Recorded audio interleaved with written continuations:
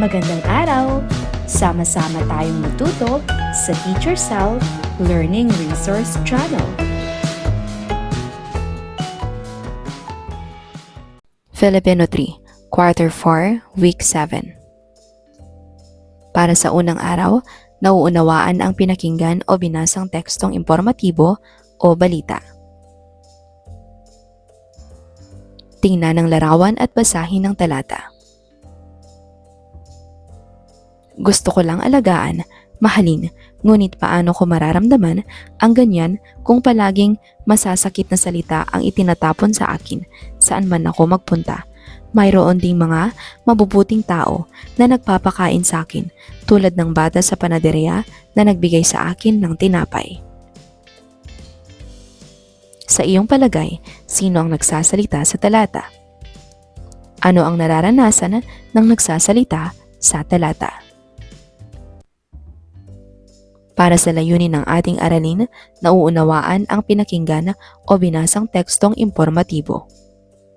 Denotasyon. Basahin ang kwentong Ang Unang Kaibigan ni Iko, pangkatang pagbasa. Gusto ko lang naman na may magmahal sa akin, pero paano mangyayari iyon kung palagi akong iniiwasan ng mga tao? Iyan ang palagi kong iniisip. Dahil sunog ang kalahati ng aking katawan, walang buhok, pangit at madaming peklat, ang tingin nila may nakakahawa akong sakit, kaya ayaw din nila sa akin. Gusto ko lang naman makakain, makipaglaro at mahalin ng mga tao. Habang naghahanap ako ng pagkain, may mga batang binato ako ng mga bato habang sumisigaw, "Nakakadiri ka! Alis!" Hindi ko sila pinansin at nagtuloy lang ako sa paghahanap ng pagkain, ngunit hindi sila tumigil, kaya umalis na lang ako.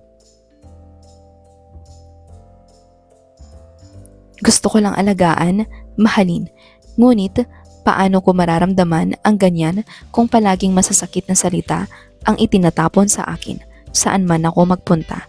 Mayroon ding mga mabubuting tao na nagpapakain sa akin, tulad ng bata sa panaderia na nagbigay sa akin ng tinapay. Salamat sa pagkain. Ano ang pangalan mo? Itinanong ko. Ako si Kiko. Ikaw? May sasabihin pa sana ako, ngunit napagpasyahan kong umalis nang mapansin ko ang dumaraming tao sa tabi ng panaderia. Paalam, narinig kong sabi ng bata. Maraming mga tao tulad ni Kiko na nagpapakain sa akin, ngunit mayroon ding ilang na patuloy na itinataboy ako. Isang araw, habang naghahanap ako ng makakain, napadpad ako sa isang bahay. Umakyat ako sa bakod at nakita ko si Kiko na nagdidilig ng mga halaman. Papunta na sana ako sa kanya. May nakita akong ahas na sumisit-sit sa likod niya. Mabilis ko itong inatake gamit ang aking mga kuko. Hiss! Umalis ka na sa akin! Umalis ka sa akin! Sabi ng ahas. Hindi ako papayag na saktan mo si Kiko, sabi ko. Nang makita ni Kiko ang nangyayari, mabilis siyang tumakbo papasok ng bahay. Sumigaw, "Papa! Dali! May ahas sa damuhan natin!" Nung wala pa ang ahas, lumayo ako. Mabilis na lumabas si Kiko at ang kanyang ama. Tinuro ako ni Kiko nang makita ko ang kanyang ama na may hawak na pala. Nakaramdam ako ng takot. Sasaktan niya ba ako? Ngunit nang makalapit siya, dinampot niya ang ahas at inilagay sa loob ng sako. Lumapit palapit sa akin ang tatay ni Kiko. "Kiko, ano ang sasabihin mo sa pusa?" Tanong niya. Aalis na sana ako nang magsalita si Kiko. "Salamat." Lumapit siya sa tabi ko at ako ay niyakap. Hindi ko namalayan na nakatulog ako sa dibdib ni Kiko. "Iko, halika, maglaro tayo," tawag ni Kiko. Inampon nila ako. Binumbusog nila ako ng pagmamahal. Palagi ako nakikipaglaro kay Kiko at natutulog sa tabi niya. Sobrang saya ko. Ayusin ang pagkakasunod-sunod ng mga larawan at pangungusap o sequence mula simula hanggang wakas ng istorya. Lagyan ng bilang mula 1 hanggang 5. Narito ang mga larawan.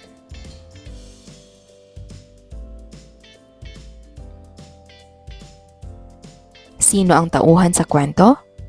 Ang mga tauhan sa kwento ay si Iko, si Kiko, ang tatay ni Kiko, at ang ahas. Ilarawan ang kaibigang pusa ni Kiko. Ang kaibigang pusa ni Kiko ay mabait, matapang at mapagmahal. Walang may gusto sa pusa dahil sunog ang kalahati ng kanyang katawan at marami siyang peklat, kaya natatakot ang mga tao sa kanya. Denotasyon. Piliin sa loob ng kahon ang sinasaad ng kahulugan ng pangungusap. Pusang itim, kamay na bakal. Iyak, pusa. Bola, itim. Laruang hugis bilog. Hayop na nangangalmot, kulay itim at ngumingyaw. Kulay, bakal ang kamay. Umiiyak ang pusa. Narito ang mga tamang kasagutan. Muling balikan ang mga pangyayari sa istorya. Magtala ng 5 dahilan kung bakit pinandidirihan ng mga tao ang pusa sa istorya.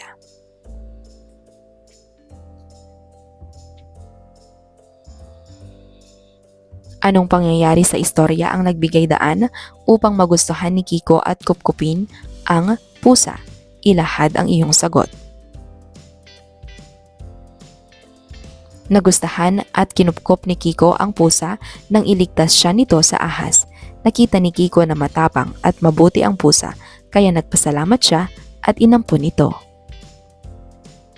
Gumuhit ng isang larawang nagpapakita ng pagmamalasakit sa mga ligaw na hayop. Lagyan ito ng maikling paglalarawan. Narito ang halimbawang sagot. Tinutulungan ko ang mga ligaw na hayop sa pamamagitan ng pagbibigay ng pagkain sa kanila. Isulat ang tama kung ang pangungusap ay nagsasalaysay ng pangyayari mula sa istorya at mali naman kung hindi. Palaging iniiwasan ng mga tao ang ligaw na pusa. Tinataboy, binabato at sinasaktan ng mga bata ang ligaw na pusa. Mayroong mga mabubuting tao na nagpapakain sa pusa tulad ni Kiko. Habang naghahanap ng makakain ang ligaw na pusa, napadpad ito sa bahay ni Kiko at nakipaglaban sa ahas. Hinampas ng pala ng ama ni Kiko ang pusa. Narito ang mga tamang kasagutan. Para sa ikalawang araw, na ibibigay ang mensahe ng teksto. Ano ang pamagat ng binasa ninyong istorya kahapon? Ang pamagat ng binasa naming istorya kahapon ay ang unang kaibigan ni Iko. Tama ba ang ipinakita ni Kiko na pag-uugali sa ligaw na hayop? Oo, tama ang ipinakita ni Kiko na pag-uugali sa ligaw na hayop dahil naging mabait at maalaga siya. Ano ang naging aral sa istorya? Ang naging aral sa istorya ay dapat tayong maging mabait at magmalasakit sa mga hayop. Para sa layunin ng ating aralin na ibibigay ang konklusyon, na ibibigay ang mensahe ng teksto, konotasyon. Panoorin ang balita tungkol sa parusa ng batas sa pananakit sa mga hayop. Narito ang YouTube link.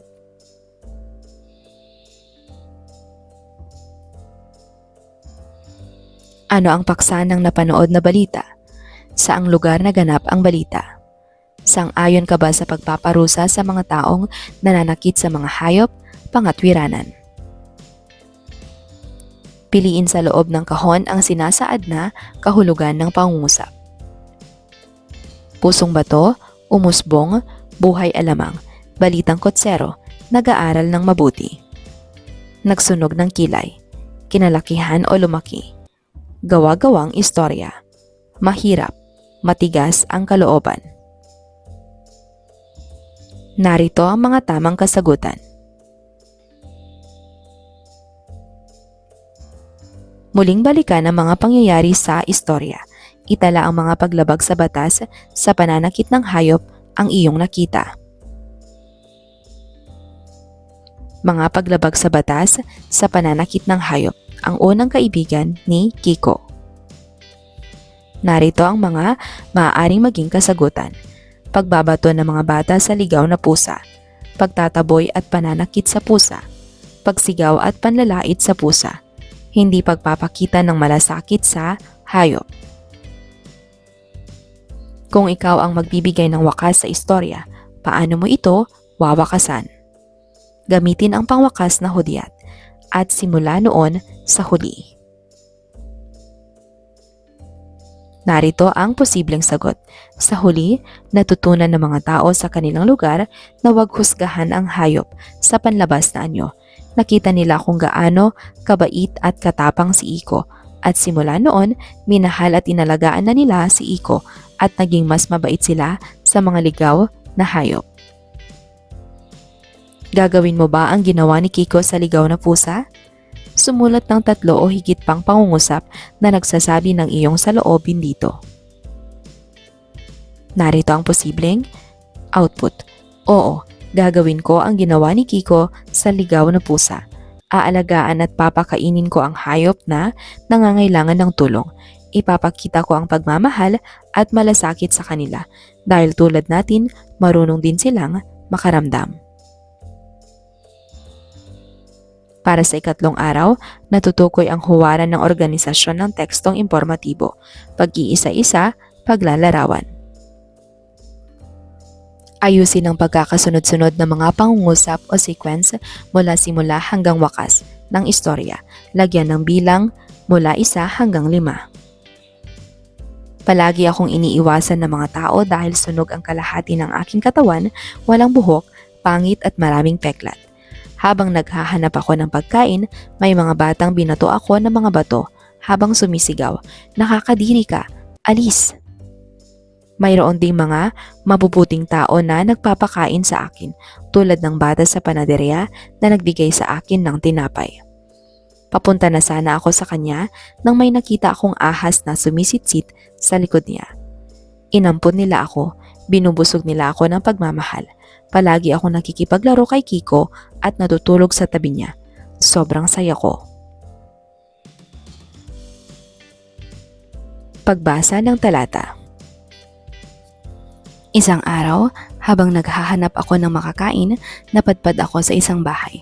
Umakyat ako sa bakod at nakita ko si Kiko na nagdidilig ng mga halaman.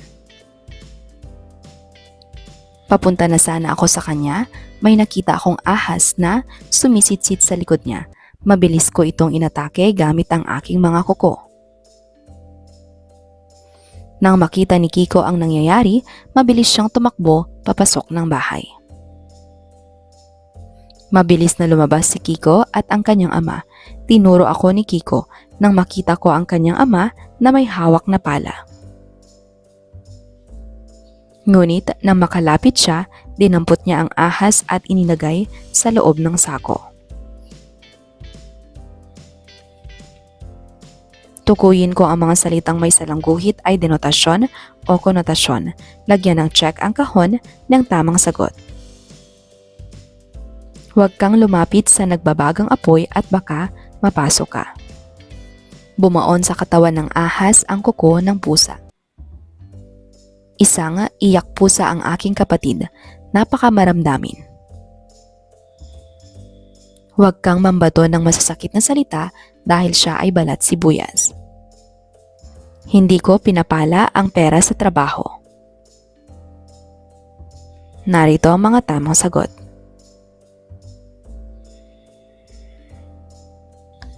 Tamang pagkakasunod-sunod sa tulong ng balangkas. Punan ang balangkas ng mga hinihinging detalye sa binasang kwento. Ang unang kaibigan ni Kiko. Pamagat. Mga tauhan. Tagpuan. Puok. Panahon o oras. Banghay. 5 mahalagang pangyayari.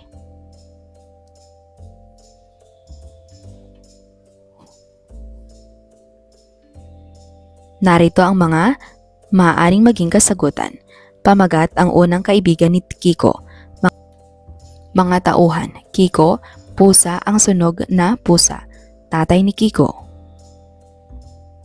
Tagpuan, puok sa lansangan at sa bahay ni Kiko.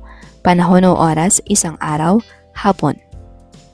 Para sa banghay, iniiwasan ng mga tao ang pusa dahil sa kanyang itsura at mga peklat. May mga batang nambabato at nangaapi sa kanya. May mabubuting taong nagpapakain sa kanya tulad ng bata sa panaderya. Nakita ng pusa ang ahas na nasa likod ni Kiko at nais siyang iligtas.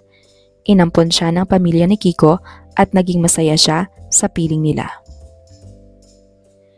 Isalaysay na muli ang nabasang kwento gamit ang huwaran ng organisasyon ng tekstong impormatibo sa tulong ng Nabuong Balangkas. Magtala ng 5 gawain na nagpapakita ng pagmamahal sa mga ligaw na hayop.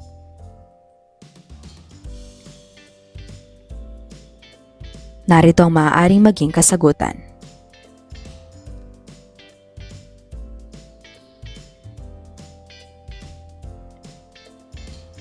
Para sa ika-4 na araw, pag-iisa, paglalarawan.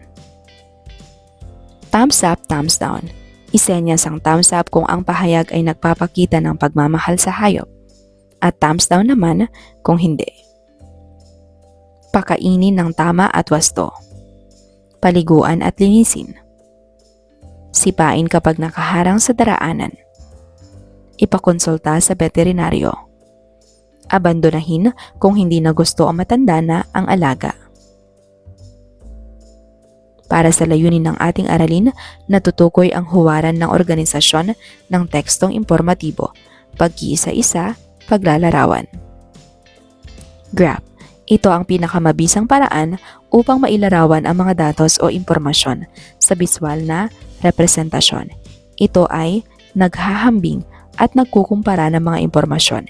Ito ay gumagamit ng mga simbolo o mga guhit, drawings ng mga datos. Ano-anong mga hayop ang sangkot sa pagmamalupit? Ang mga hayop na sangkot ay pusa, hamster, guinea pig, kuneho, terrapin, aso at ibon. Anong hayop ang may pinakamalaking bahagdan na nakaranas ng pagmamalupit ng tao? Ilang bahagdan ito? Anong hayop ang may pinakamalaking bahagdan na nakaranas ng pagmamalupit ng tao? Ilang bahagdang ito? Ang hamsters ang may pinakamalaking bahagdan. Ito ay 27%. Anong hayop naman ang may pinakamaliit na bilang ng bahagdan ang nakararanas ng pagmamalupit? Ang ibon ang may pinakamaliit na bahagdan. Ito ay 3%. Ano-anong mga hayop ang may parehong bilang o bahagdan na nakaranas ng pagmamalupit? Ang kuneho at terrapin ay parehong may 6%. Bumuo ng graph mula sa mga sumusunod na detalye. Iba't ibang alagang hayop sa Pilipinas. Aso 35, pusa 30, ibon 15, isda 10, kuneho 10. Ano ang pamagat ng ginawang graph? Ilang alagang hayop ang binibigyang impormasyon ng graph? Anong alagang hayop ang may pinakamaraming bilang? Anong alagang hayop naman ang may pinakamaliit na bilang? Ano-anong mga hayop ang may parehong bilang? Magtala ng 5 gawaing nagpapakita ng pagpapahalaga sa alagang hayop.